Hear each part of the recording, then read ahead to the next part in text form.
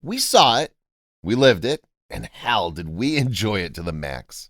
Welcome to Factaholic. This is your host, Scott Leffler, ready to unleash all the exciting action that the latest Monsterverse outing brought along.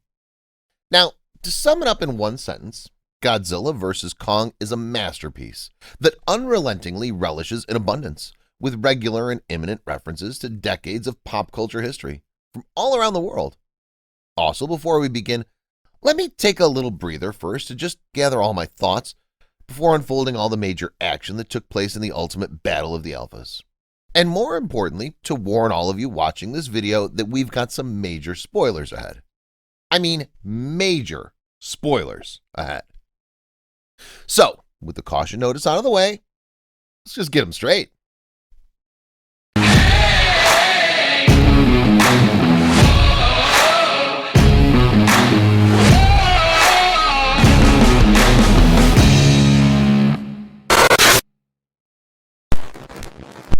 Number 1.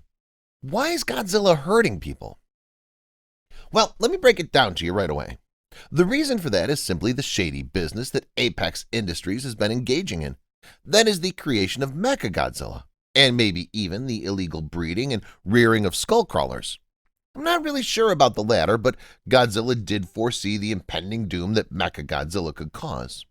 And there were likely traces of Ghidorah DNA that's been used to get Mechagodzilla to function.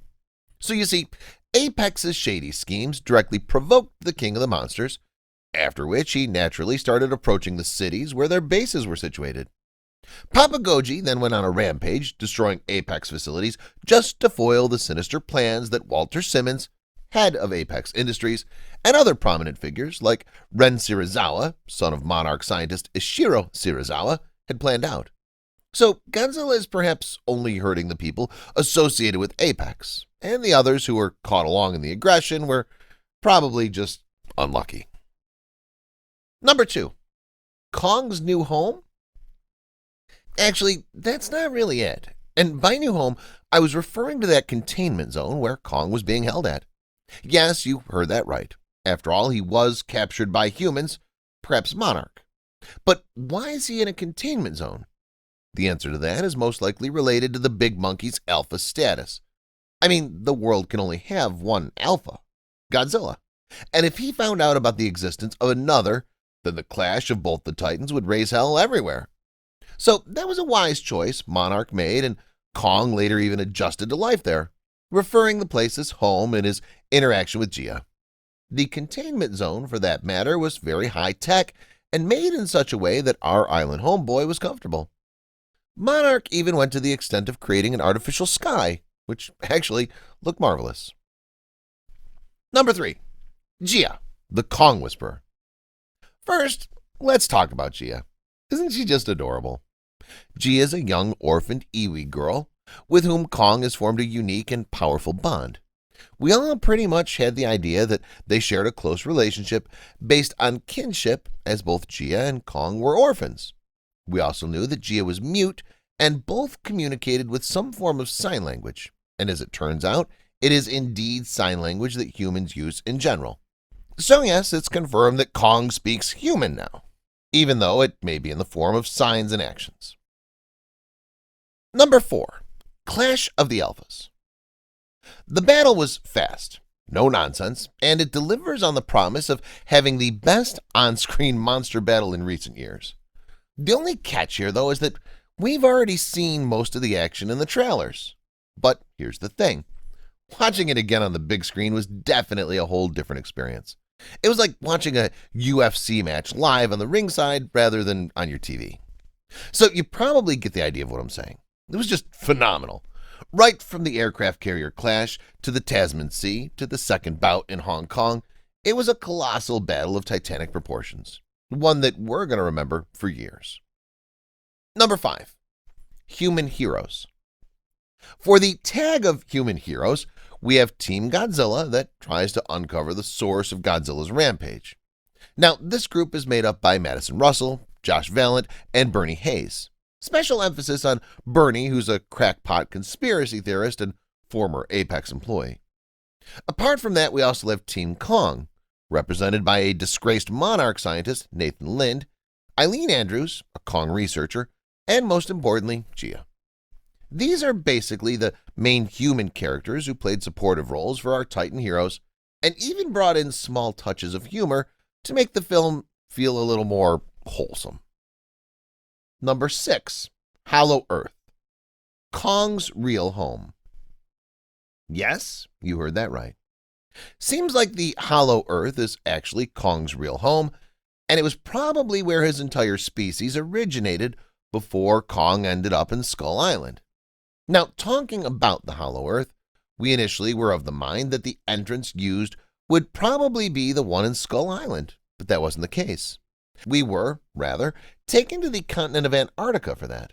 Well, Kong was airlifted. Funny thing about the Hollow Earth is that gravity is actually inversed in these parts. So in layman's terms, it's an upside-down world. As for the most amazing feature about the place, there exists a space where rocks float midair, and beyond it, the awesome throne of Kong, which is itself a magical domain.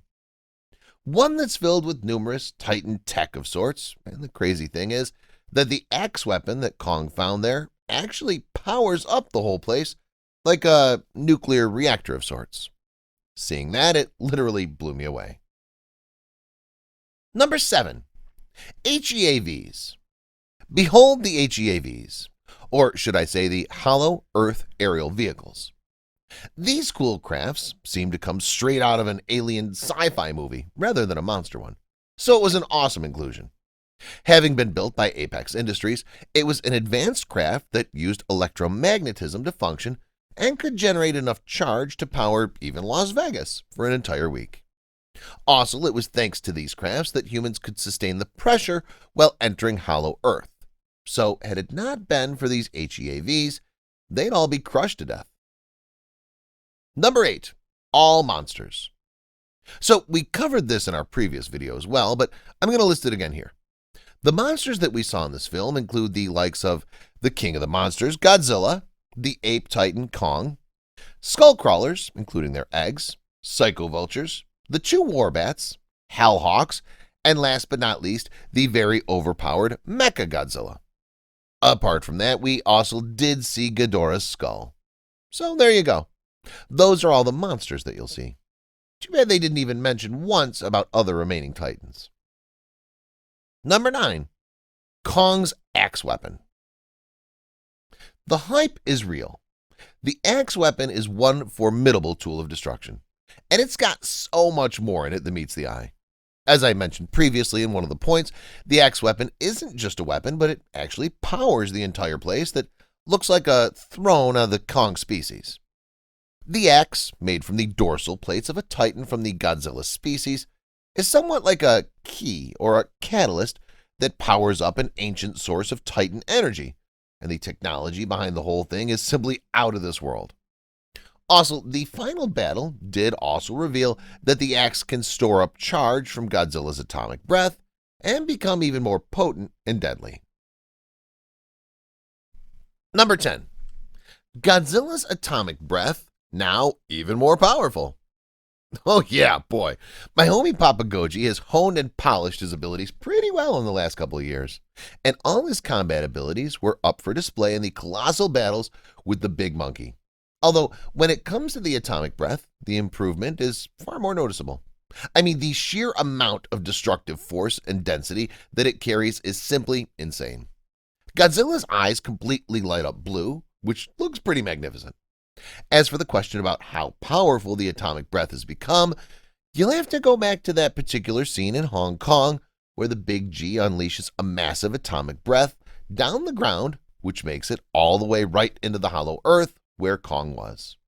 Yeah, it was that powerful. Number 11. Which Titan will fall?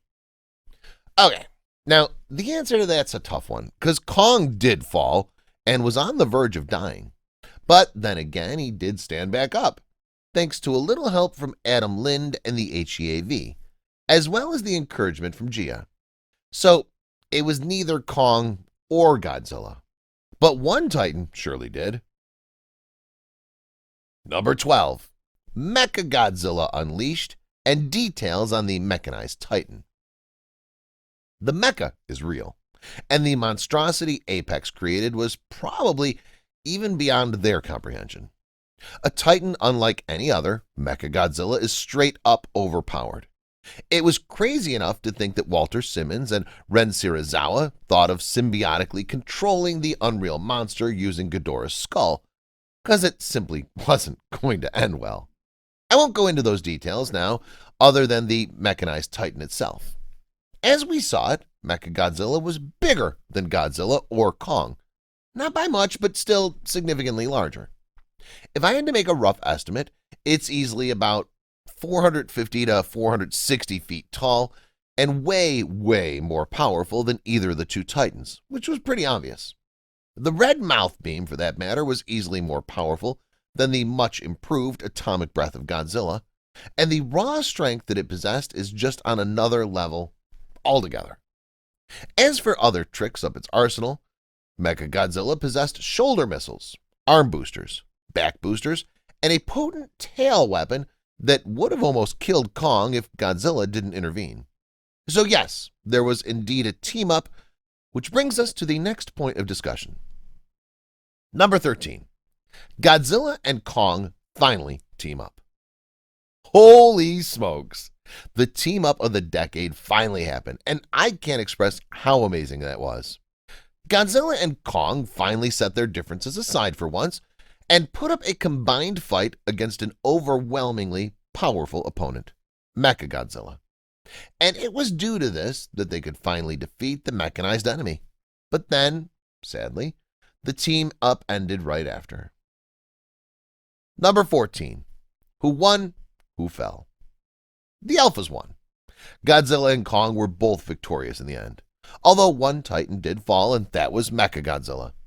But there was another final intimidation display exchanged between the Big Monkey and Papa Goji, but even then, none of them bowed down. So how did it not lead to a fight? Well, that was probably because Kong dropped the axe and showed no will to fight the King of the Monsters, who was easily more powerful. But that's probably not the reason why Kong didn't want to fight him. Godzilla wasn't an enemy, and maybe after Gia made Kong believe that, he probably perceived the big G as a friendly. So they both still remain alphas, with Kong moving underground to the hollow earth and Godzilla disappearing into the ocean. And with that, it's a wrap for this video too. Hope you enjoyed it thoroughly. Thanks for watching. Now, if you want to keep watching more videos like these, don't forget to hit like, subscribe, and smash the bell icon too while you're at it. You're watching Factholic.